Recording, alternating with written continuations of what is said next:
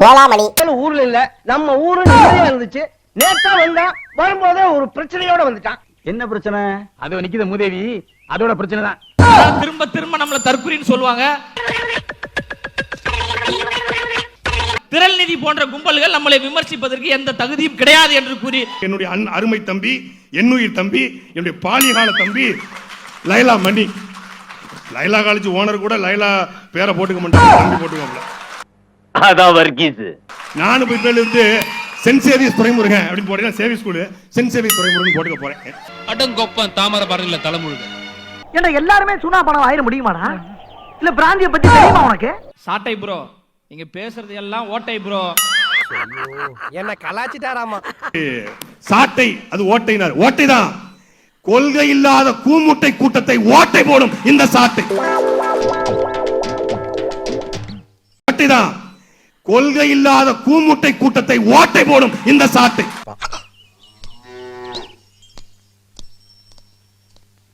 இந்த அவமானம் உனக்கு தேவையா? ரெண்டு பேருக்கு நடுவுல தான் போட்டியே. ஒன்னு டிவிக்கு, இன்னொன்னு டிஎம்கே.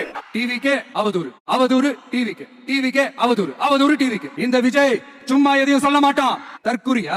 பிளாஸ்ட், பிளாஸ்ட் தான். குறி வைத்தால் தவற மாட்டேன், தவறுமானால் குறியே வைக்க மாட்டேன். DMK, DMK, DMK, DMK. இந்த வரலாறு நம்மளை விட அவங்களுக்கு இன்னும் நல்லாவே தெரியும். அதனாலதான் பாத்தீங்கன்னா 53 வருஷமா அதே கதறல்கள். கூத்தாடி கூட்டம், நடிகர் கட்சி, நடிகர் கூட்டம், இப்படி. உதயநிதி, தயாநிதி, அருள்நிதி, தமிழ் அரசு, கனிமொழி, இந்த மாதிரி பேர்கள் கேட்கும் போதே இதெல்லாம் படத்துக்கு டைட்டிலாக வைக்கணும்னு எனக்கு தோணும்.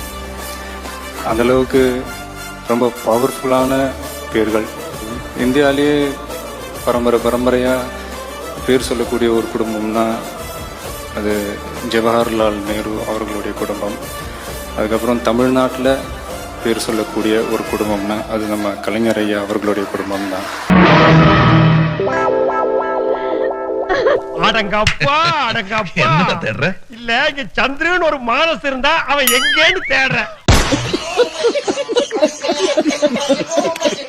மறக்காம சர்ப்ரைஸ் பண்ணுங்க.